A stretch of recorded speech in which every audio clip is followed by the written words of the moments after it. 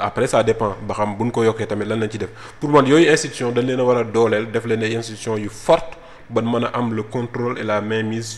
sur tout le territoire sénégalais loolu mooy li war quoi Sénégal nekkatul réew boo xam ne ci réew bu ndaw la ay nit ñu responsable ñoo fi nekk ay responsabilité tamit le gouvernement bi incarné kon ñooñu pour man critiquer sax budget bi leen jox parfois c'est une erreur fatale après quant à l'Assemblée nationale man j'étais contre tamit le fait que ñu leen jëndal ay voitures 50 millions ndax gisaguma xaj na am na ay députés yuy def seen liggéey mais am na 50% de nos députés ils ne méritent pas ça defuñ li leen war tey boo demee réew yu mel ni ay Belgique wala ay France da ngay gis benn député def ay lu mat ay plus de 1000 amendements pendant son mandat mais fii Sénégal yan député ngeen fii gis ñuy toog di xëy di interpeller le gouvernement sur son action te député mooy ki nga xamante ne si moo war a contrôler l'action du gouvernement que ça soit député de Pastef de Bibi ou de Thierno Bocoum ak parti boo mën a bokk soo doonee député li la war devoir bi nga am ak sénégalais yi li nga am ak sénégalais yi mooy nga contrôler l'action du gouvernement bu gouvernement bi defee loo xam du yoon nga interpeller gox bi nga nekk tamit nga mën leen defal mais tey boo xoolee suñu député yi lan la ñuy def dem dëj dem parent lamb ak stade ca loolu bu ñu koy def defuñu ko pour Sénégal de dañ koo def pour réconforter seen base politique ci là c'est une honte pour man jëndal leen ay oto 50 millions pour financer loo xam ne si seen base politique moo ko tax a jóg loolu c'est pas respecter les Sénégalais te ñu bàyyi xel tamit boo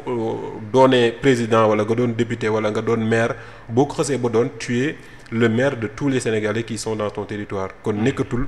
parti bi mooy am primauté mais c'est plutôt la patrie kon loolu tamit ñu bàyyi ko xel bu baax a baax. tey ñu ñëw sur la question des libertés. mu nekkoon loo xamante ne ñoroon na lool tey ñii di jiite réew mi.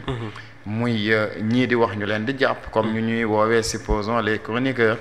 tey am na koo xamante ne Badara Gadiaga la. moom moo ci gën a fës ci jamono ji ñu toll.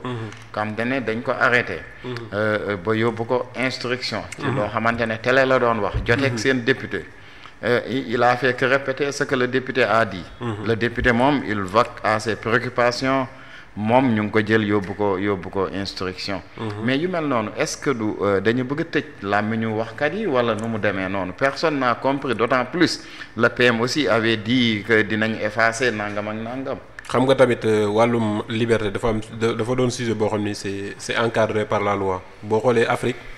dañoo jàpp ne Afrique c'est pas une vieille démocratie alors que Afrique tamit ci continent yi nga xamante pas Afrique yëpp comme ñun li ñu concerné mooy l'Afrique de l'Ouest parti boo xamante ne si démocratie daf fi yàgg mën naa la jox benn exemple la charte de Mandé qui a été publiée au niveau de l'Empire du Mali en 1236 dans cette charte il y avait des notions de liberté et de respect tey bu ñu xoolee rek lépp solo ci charte bi li muy gën di insister mooy le respect des voisins maanaam nga bàyyi xel say dëkkandoo nga bàyyi xel tamit say compatriotes nga ñëwaat dans la déclaration de la Constitution américaine de 1776 ñu encadré waat la liberté d'expression elle est fondamentale tant qu'elle ne nuit pas à autrui nga ñëwaat déclaration universelle des droits de l'homme révolution française de 1789 ñu répété waat la même chose la liberté d'expression est un droit fondamental tant qu'elle ne nuit pas à autrui maanaam mën nga am liberté d'expression c'est garanti par la Constitution même dans la Constitution sénégalaise dans l'article 8 il y a la liberté d'expression mais à chaque fois bu ñu waxee liberté d'expression il y a un devoir à côté le respect d'autrui ci loolu tey kenn ku ci nekk boo wéetee ak sa tëraay boo waxalee yàlla rek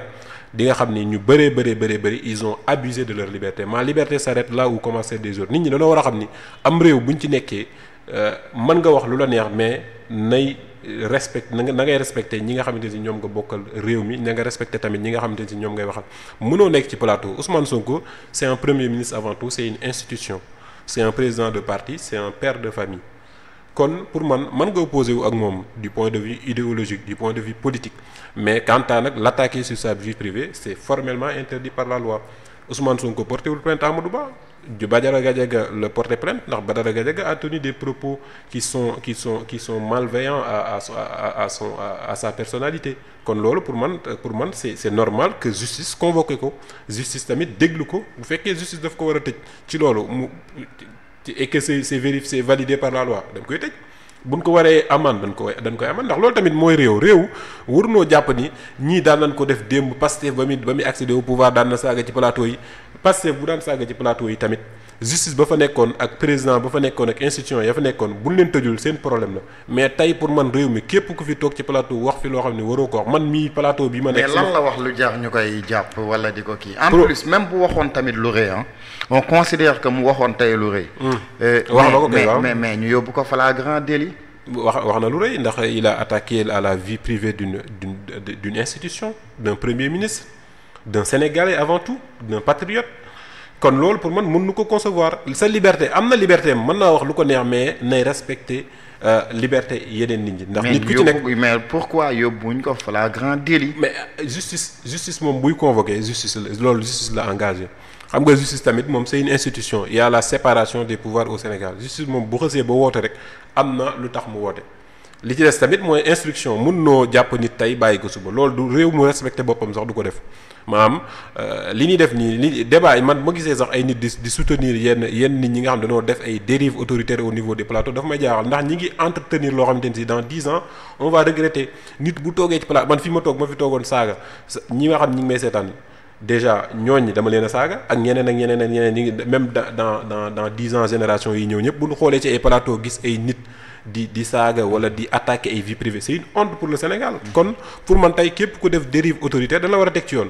yoon nag nekkul dañ la war a tëj nekkul tamit dañ la war a amende mais war na la mën a teg ci yoon bu fekkee tu mérites une condamnation ñu condamné la tu mérites une amende ñu amende la tu mérites un avertissement ñu avertir la ca tamit justice tamit man li may xaar ci ñoom mooy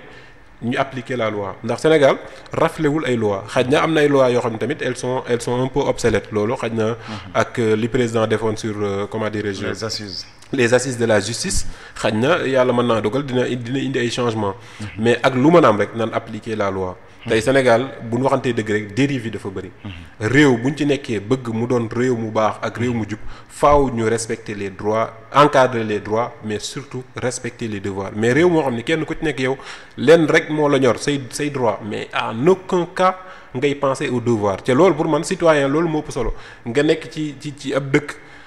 comment dirais-je di xëpp ndox ci mbedd di sànni ay mbalit yooyu yëpp noonu c'est pas un citoyen ministre de l'éducation nationale tamit il a une grande part de responsabilité li ñuy xaar ci moom mooy mu réformer l'éducation ndax tey lu ci mel ni Chine bi ñu ñëwee au pouvoir à partir de 1949 ils ont essayé de construire une génération xaj na ñun foofu sax laa bëggoon ñu jàll ci question éducation bëggoon naa ñu ñëw si parce que récemment nit ñi def nañu baccalauréat bac bi jàll na ba ñiy def BFM actuellement nii ñoom ñoo ci ne ñu dégg barki démb fii ci université ku mel ni le président Bassirou Diomaye Diakhar Faye muy wax ne pour ñu réformer le bac sénégalais te en principe ñoom ba ñuy doog a ñëw sax dañu waxoon l'éducation en entier lépp il faut que ñu réformer ko yow en tant que professeur lettres histoire tey lan nga jàpp ne moom la ñu war a def ba jooyante tey njàngum Sénégal njàngum Sénégal li ñu ci war a jooyanti bëri na loo